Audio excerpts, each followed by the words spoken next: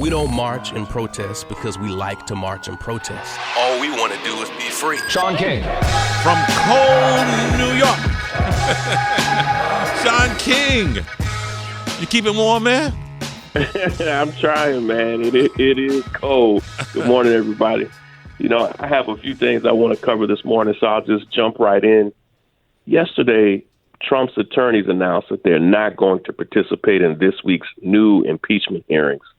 Now, on some level, that's not surprising because they've outright refused to participate in almost all the aspects of the process so far, even flat out demanding that their staff members break the law by ignoring subpoenas and refusing to testify. So tomorrow, the hearings are going to continue, but again, they'll continue without the Trump administration. And I just have to say again something I feel like I've said 100 times before. It's hard to know a moment in history when you're in it. But what Trump is doing right now, flat out refusing to participate in his own impeachment process, has never been done before in the entire history of this country. He continues to erode the most basic standards and norms in our government. What we're basically learning is that this nation was not at all prepared to have a president who simply refused to obey the law.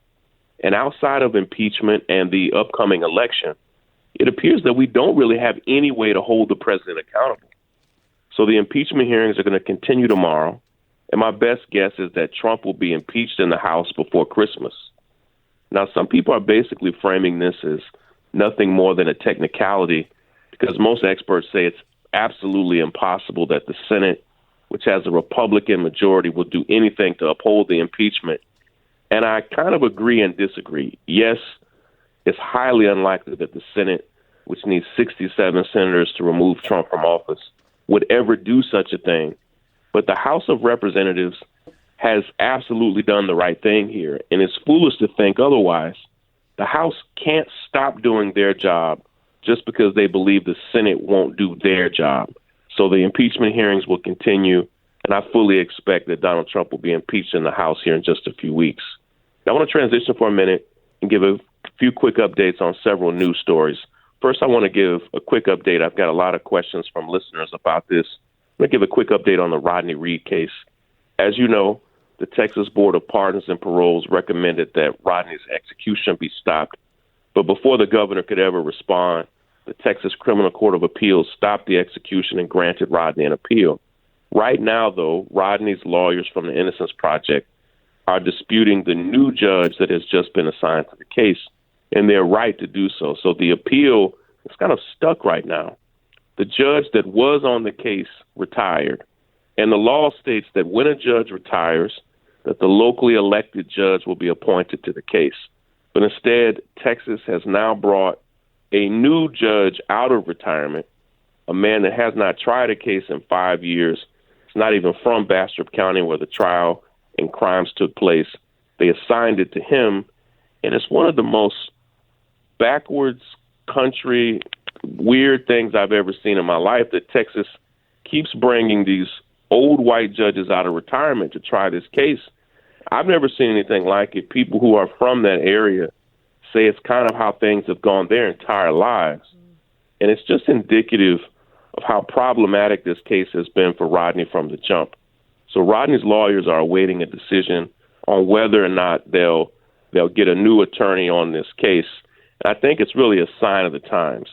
I want to transition real quick to say something about the Republican woman that is running against Ilhan Omar in Minnesota, Danielle Stella. It's a horrible thing. She actually threatened to kill Ilhan Omar on Twitter. And last month, another Trump supporter was sentenced to 10 years in prison for threatening to kill Ilhan Omar. But last week, it was the Republican congressional candidate that was running against Ilhan Omar who did it. And again, it's a sign of the times. This woman, Danielle Stella, was just permanently banned from Twitter for threatening to lynch Ilhan Omar. And this is the actual Republican nominee running against her.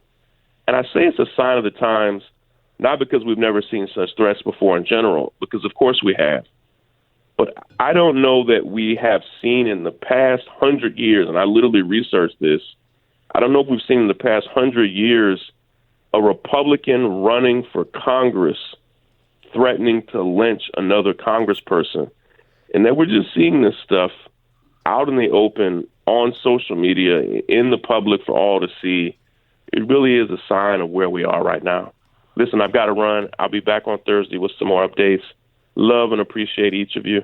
Talk to you soon. Take care, everybody. All right, Shaun. Shaun King and Shaun King and the Scary Truth. And thanks for how many years? You and I? I mean, I think I'm going on 4 years, Tom. 4 years. Yeah, man. Yeah, 4. I've loved it, man. Every episode is a treat for me. You know, you've been a hero of mine, Tom, for years and years, all the way since I was a student at Morehouse. And so every episode with you and Sybil and the crew is always a treat for me. Oh. And I always love and look forward to it. All right, man. All right. Appreciate you, Shaun. Sure do. Appreciate Love to you and the wonderful Mrs. King. Yes. Yeah, appreciate